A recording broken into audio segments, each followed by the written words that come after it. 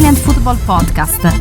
Hello everybody and welcome to this special reaction podcast on the Italian Football Podcast. Italy beat Estonia 5-0 at the Stadio di Bergamo in Gennaro Gattuso's first match as Azzurri manager. The goals scored by Moise Kean, Mateo Retegui twice, Giacomo Raspadori and Alessandro Bastoni in really what was one of the best starts really that could have been imagined by Gennaro Gattuso. Italy managing to claw back some of the goal difference that they need to make up on Norway at the top of this World Cup qualification group. The result means that Italy move up to 6 points from 3 games with a goal difference of now +4. Norway are top with 12 points from 4 games and a goal difference of +11. Remember, only the top team qualifies from the Group I, and second place goes to the playoff. It's only a 5-team group, so Italy have 5 games remaining now. Norway have 4. Italy play Norway on the last game of the group at home. Norway, of course, already won 3-0 in Norway. Norway's remaining fixtures before that return match in Italy are against Minnows, which they will win comfortably. So Italy, in order to come top, have to win their remaining 5 games, including that last game against Norway, and overcome that goal differential in order to finish ahead of Norway on goal difference. So this game was crucial, more than just the win, but to get a big win. And 5-0 was probably the minimum that Italy needed. I was hoping, maybe ambitiously, for a 6 or 7.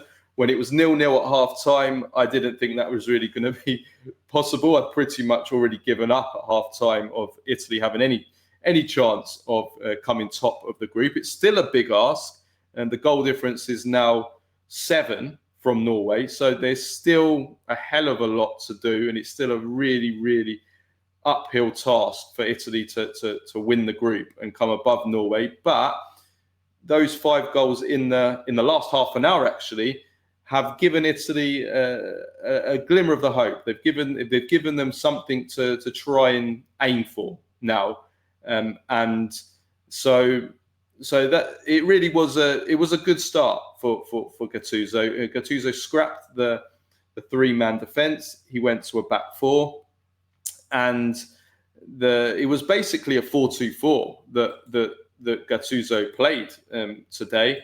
He knew that they needed to score a lot of goals, and he went really all-out attack, a very attacking system with Barella and Tonali as the 2 central midfielders, and then Politano and Saccagni out wide, and then Kean and Retegui, 2 number 9s in the centre. They went for it, and Italy had so many chances, so many efforts, and they had 35 shots in this game, which is pretty crazy, even if it's obviously against a very weak opposition in Estonia. But compared to kind of what we've seen often from Italy, even against small teams, that was a good positive. The first half, it just seemed like the ball just didn't want to go in. They missed 3 big chances. Carl Hein, the goalkeeper, was making some miracle saves. It just seemed like it was going to be one of those nights. It seemed cursed. And then once the first goal went in, that opened up the floodgates for Italy. Moise Kean scored the first goal. He then hit the post a minute later. Mateo Retegui scored twice. Raspadori come on and scored, and then Bastoni scored deep into injury time to get that 5th goal. So yeah, it's definitely positive that Italy have got a big win. I think that the man of the match, I think there was 3 players for Italy that really stood out among the rest. I think, first of all, the 2 strikers. Moise Kean was himself. He's somebody that has such incredible work rate, physical strength, kind of winning that ball back so many times off the opposition. Never gives the opposition defences a second to breathe. His upper body strength is incredible, and yeah, he scored, but he should have scored 2 more. He hit the post just after he scored with where he really showed, he bullied the defender off the ball and then he should have put it away, and he missed a big chance in the first half as well. He snatched it. So yeah, his finishing can improve, but I think we're seeing the development of Kean hopefully into a top striker far beyond the Serie A level that he's at Fiorentina. So that was good. Mateo Retegui obviously has left the Serie A, but we saw the penalty box qualities of him and the way that he took both of his goals, the header for the second goal, but also the really great kind of daisy cutter into the bottom corner for his first goal. And then Raspadori, who's moved away from Serie A as well to Atletico Madrid, hasn't played so much there, but he came on, got a goal, got an assist. So he had a positive cameo. But the third player, along with Kean and Retegui, who really impressed me tonight, was Calafiori. Calafiori's had a good start to the season with Arsenal after obviously that injury hit first season, Arsenal last season. And the way that he kind of started the play, drove with the ball from defence and kind of created that extra man in midfield. I thought he was really, really good as well. Wasn't really, I think Donnarumma I want to give a shout out because he made a great save at 3-0 when he had nothing to do. I think those are probably the standout players. I think if there's any negatives, I would say it's probably the wide players, Politano and Zaccagni. Zaccagni was a very disappointment in the first half. He was better after the break and until he came off. Politano was kind of cute on the ball, some nice interchange. Italy's interchange was actually good. They moved the ball much quicker than usual.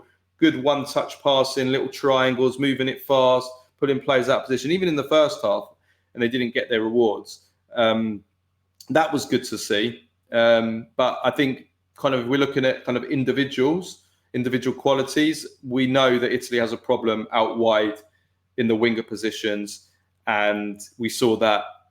Even though Politano was nice to watch, but yeah, that real top quality we really are lacking out wide, and that's going to continue to be a big problem for us, certainly against better opposition. Against better opposition, we're not going to be able to play a 4-2-4. That'd be way too attacking. We'd have to go to a 4-3-3 or 4-2-3-1, which is probably what Gattuso wants to use. He was right to go to a 4-2-4. I can praise him for that because Italy needed goals tonight against a weak opponent. But when we go to a 4-3-3 or 4-2-3-1, and we'll need more from our wide players. And our wide players really. I thought Orsolini was a bit disappointing when he came on. To be honest with you, we're lacking quality out wide. But the central strikers, both of them did really well.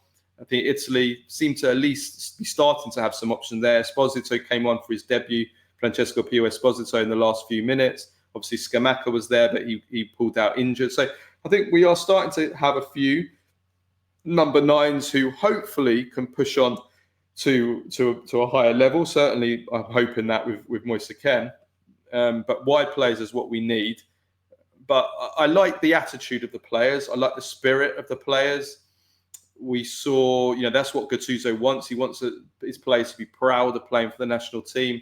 Even the national anthem, you saw Gattuso really screaming at the end of the national anthem. And I think that the way that the players, their work rate, the way they were pressing, they played with a good tempo. They never gave up, even with all the kind of things just weren't going for them. Karl Hein, the Estonia goalkeeper, was really an inspired form. They didn't give up. They kept going, eventually got their goal, and then the goals started to come. So that was good to see as well.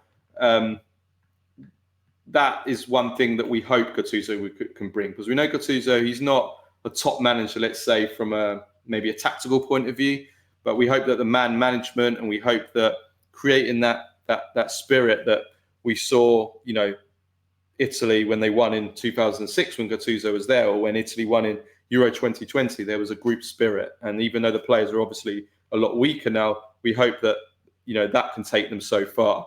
Overall, I think let's take the positives from this. We got a big win. We narrowed that goal difference to, it's still big. It's still a massive gap of -7, but Italy still have 5 games to go. they need to try by that Norway game to try and get it down at least, the very least, to a 3 goal difference of 3. If there's a goal difference of 3, then they could try and win by a 2-goal margin. There's a chance. Ideally, they want to get it to a gap of where they can win by 1 goal against Norway and go through. That's the dream. That might be asking for too much, but at the very least, a 2-goal margin. If it's anything more than that, it's not going to happen. Let's be honest, it's not going to happen. So yeah, I'm for the first time for a long time, I'm going to try and be positive with today's game. Obviously, weak opposition. We still risk the playoffs. And the playoffs will be a big risk. 1-legged semi-final, 1-legged final. We'll need to win both to go to the World Cup. We cannot afford to miss a third straight World Cup. And there is a risk of some tough get teams in those playoffs. I mean, Germany already risked being in a playoff after they lost to Slovakia on Friday night. We've taken the first baby step towards trying to avoid that. And that's good. That's all I'm going to say for tonight. We will be back with Nima on Monday for a Q&A, and we'll also preview the Derby d'Italia ahead of next Saturday. And then on Wednesday, we'll be doing a big Champions League preview show, previewing this season's tournaments and all the Italian teams in it. So check out those shows. Please do give us a like and a follow, and have a great weekend. Ciao, ciao.